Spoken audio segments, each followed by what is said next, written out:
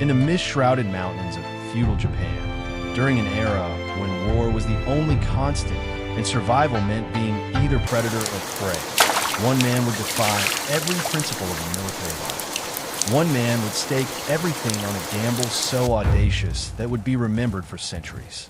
One man would prove that genius, courage, and timing could overcome impossible odds. This is the story of the Battle of Okahazama, the clash that should have ended before it began. The confrontation where 2,500 warriors faced an army 10 times their size, and the moment when a young, untested daimyo named Oda Nobunaga would either cement his place in history or become a footnote in someone else's trial. What you're about to witness isn't just ancient history. It's a masterclass in strategic thinking, a testament to human courage, and a reminder that sometimes the most impossible victories come from those brave enough to ignore what everyone else considers inevitable defeat. The year is 1560. Japan is fractured into dozens of warring territories in what historians call the Sengoku Jidai, the age of warring states. For over a century, the country has been locked in brutal civil conflict as powerful feudal lords called daimyo battle for supremacy. The central government has collapsed. The emperor is a powerless figurehead. Real power belongs to whoever can seize it and hold it with military might. In this chaotic landscape, two men stand at a crossroads of destiny. One is established, powerful, and commands respect throughout Japan. The other is young, reckless, and dismissed by many as a fool who will never amount to anything. In a few short hours, these two men will meet in battle, and the course of Japanese history will be forever altered. To understand the magnitude of what's about to happen, we need to understand the world these warriors inhabit. The Sengoku period began in 1467 with the Unin War and would continue for over 130 years. During this time, Japan was essentially dozens of independent kingdoms, each ruled by a daimyo who maintained power through military force and complex political alliances. The samurai class dominated society. These weren't just warriors. They were a hereditary aristocracy bound by the code of Bushido, which emphasized loyalty, honor, martial prowess, and willingness to die for one's lord. In this world, reputation was everything, and the greatest reputation belonged to those who demonstrated strategic brilliance and tactical courage on the battlefield. The average daimyo controlled a relatively small territory and commanded perhaps a few thousand warriors. But some had grown far more powerful, assembling domains that rivaled small nations and fielding armies of tens of thousands. These great lords were the kingmakers of the era, and everyone else survived by staying out of their way or pledging allegiance to them. Among the most powerful of these great lords was Imagawa Yoshimoto, daimyo of Suruga province, an effective ruler of much of central Japan. The Imagawa clan traced their lineage back to the Minamoto clan and the imperial family itself. They were aristocrats of the highest order, cultured, refined, and immensely wealthy. By 1560, Imagawa Yoshimoto controlled 3 provinces, Suruga, Tatami, and Mikawa. His domain was rich in agricultural production and strategically positioned along the Takedo Road, the main artery connecting eastern and western Japan. He commanded the allegiance of numerous vassal lords and could field an army of approximately 25,000 warriors, an enormous force by the standards of the era. Yoshimoto wasn't just powerful, he was ambitious. He dreamed of marching his army to Kyoto, the imperial capital, deposing the current shogunate, and establishing himself as the de facto ruler of all Japan. Many contemporaries believed he had the resources and the strategic position to actually achieve this goal. Everything seemed to be falling into place for Yoshimoto. His army was the largest in central Japan. His generals were experienced. His supply lines were secure. His vassal lords were loyal. He had every reason to be confident as he began his westward campaign toward Kyoto in May of 1560. There was just one small obstacle in his path, a minor daimyo named Oda Nobunaga, who controlled the neighboring province of Owari. Oda Nobunaga was only 26 years old in 1560, and almost nobody took him seriously. His own family questioned his judgment. His retainers whispered about his bizarre behavior. Other daimyo dismissed him as the fool of Owari, an eccentric young man who preferred outrageous clothing and strange companions to the serious business of governance. Nobunaga had inherited leadership of the Oda clan only 6 years earlier when his father died suddenly. Even then, his position was precarious. He faced challenges from his own family members, rebellious vassals, and hostile neighbors on all sides. His domain consisted of roughly half of Owari province, a modest territory compared to Yoshimoto's vast holdings. But those who dismissed Nobunaga as a fool were making a catastrophic error in judgment. Behind the unconventional facade was one of the most brilliant military minds in Japanese history. Nobunaga was a voracious student of strategy, constantly analyzing different approaches to warfare and governance. He was willing to abandon tradition whenever it conflicted with effectiveness, and he possessed something even more valuable than military knowledge. He had absolute, unshakable confidence in his own judgment, even when everyone around him predicted disaster. Nobunaga had spent his early years as clan leader consolidating control over Owari through a combination of military action, political maneuvering, and strategic marriages. He had defeated rebellious relatives, subdued hostile neighbors, and built a core force of intensely loyal warriors who believed in his vision. When he received reports in May 1560 that Imagawa Yoshimoto was advancing westward with an army of 25,000 men, Nobunaga's advisors unanimously counseled defensive withdrawal. They suggested abandoning outlying positions and concentrating forces within their strongest castles to wait out the Imagawa advance. It was the sensible, prudent strategy that any reasonable military commander would adopt when facing a force 10 times larger than his. Nobunaga rejected this advice completely. In early June 1560, Imagawa Yoshimoto's massive army began its westward march. It was an impressive sight.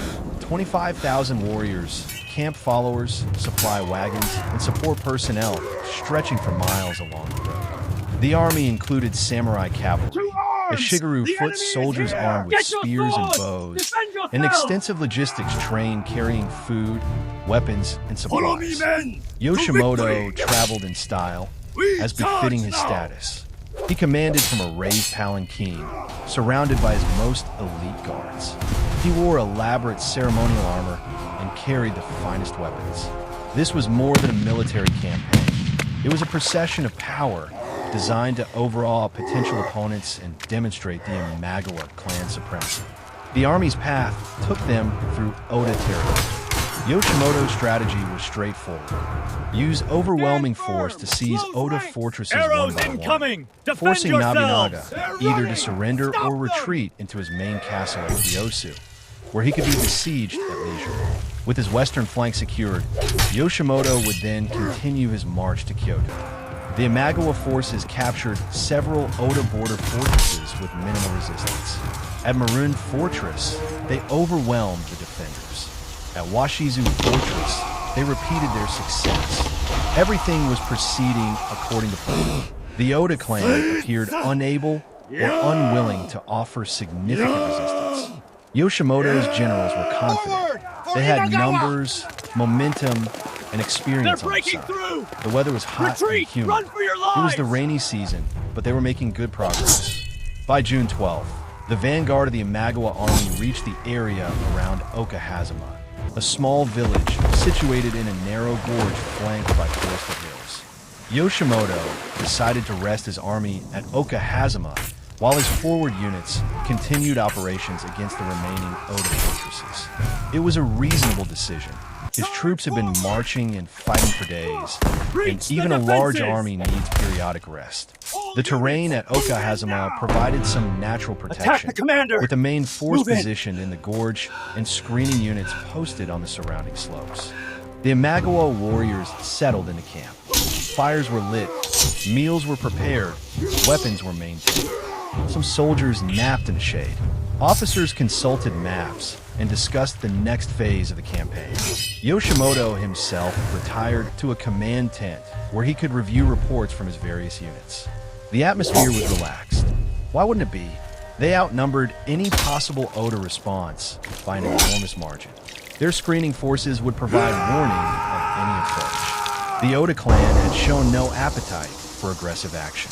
Everything suggested that Nobunaga would adopt a defensive posture and hope to negotiate favorable surrender terms. This confidence, this certainty of superior force, would prove to be a fatal miscalculation. When messengers brought word to Nobunaga that the Imagawa army had entered Owari and was advancing toward his capital, his advisors gathered for an emergency council. The mood was grim. Everyone knew the numbers. Everyone understood the military reality. The Oda clan could muster perhaps 2,500 to 3,000 fighting men at most. They faced an enemy force of 25,000. The senior advisors presented their case. My lord, we cannot hope to defeat such numbers in open battle. We should consolidate our forces within Kiyosu Castle, where the fortifications will multiply our defensive effectiveness. With strong walls and adequate supplies, we can withstand a siege until Yoshimoto either gives up or makes an offer we can accept. Attempting to engage his army in the field would be suicide. It was sound military advice based on centuries of tactical doctrine. When facing overwhelming numerical superiority, defend from a position of strength. Make the enemy pay for every inch of ground. Force them to exhaust their resources besieging fortified positions. Of the fallen Hope warriors. that political developments elsewhere will cause them to withdraw. It was a smart, safe, rational strategy.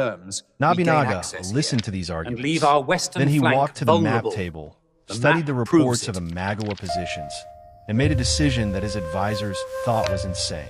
We attack, he said. The room erupted in protest. Attack an army 10 times their size? It was madness. It was suicide. It violated every principle of military strategy. Nobunaga's advisors pleaded with him to reconsider.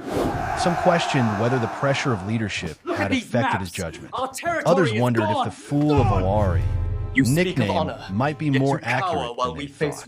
But Nobunaga was absolutely certain. He had analyzed the situation from every angle, and he had seen something his advisors had missed. Yes, the Imagawa had overwhelming numerical superiority.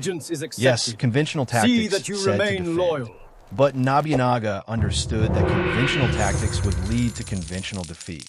The only way to win this war was to do something so unexpected, so audacious, that the enemy would be unable to respond effectively. He had been studying the reports carefully.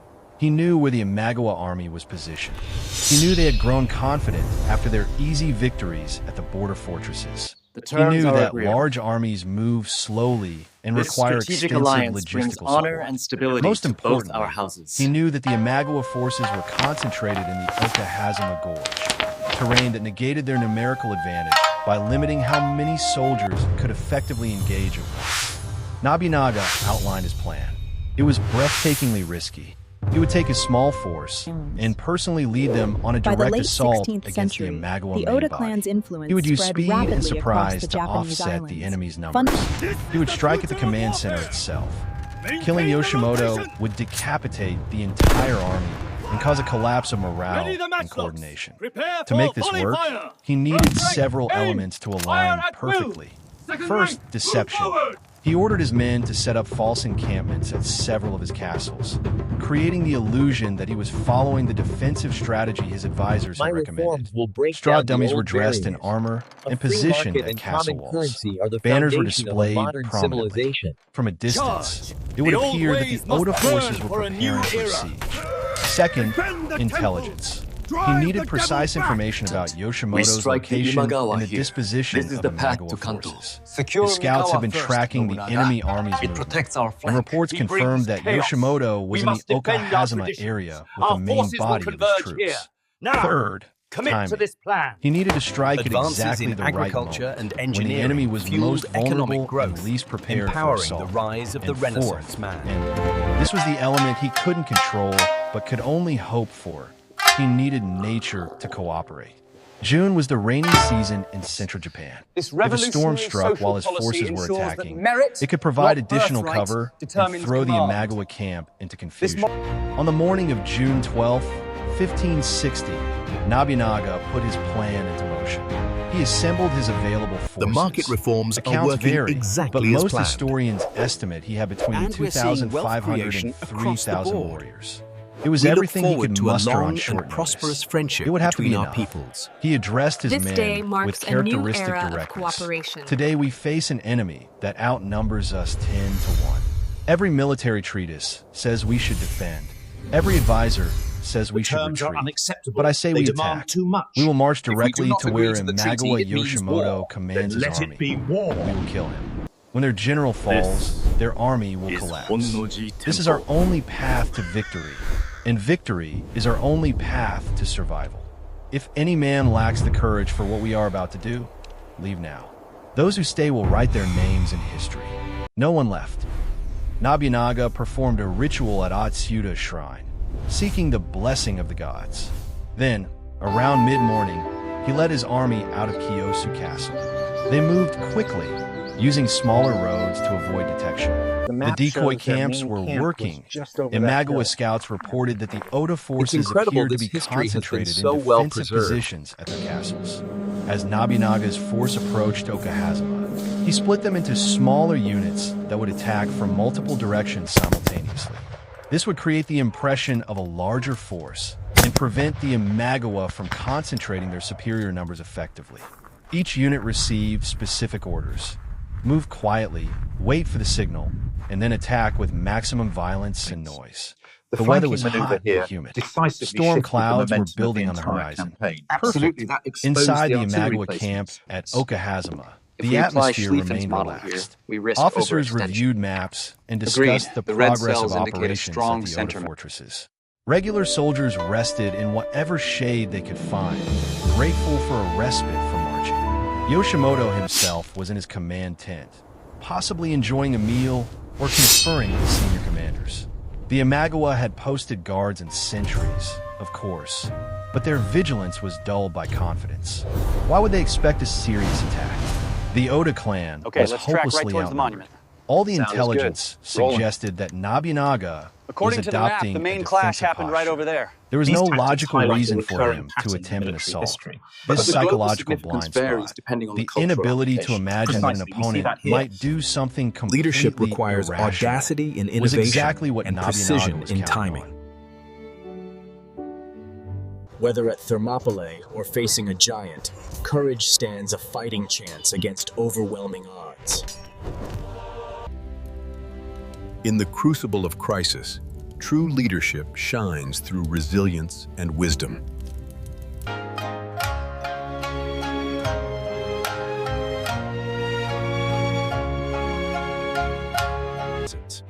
By applying courage, strategy, and innovation, we find practical applications.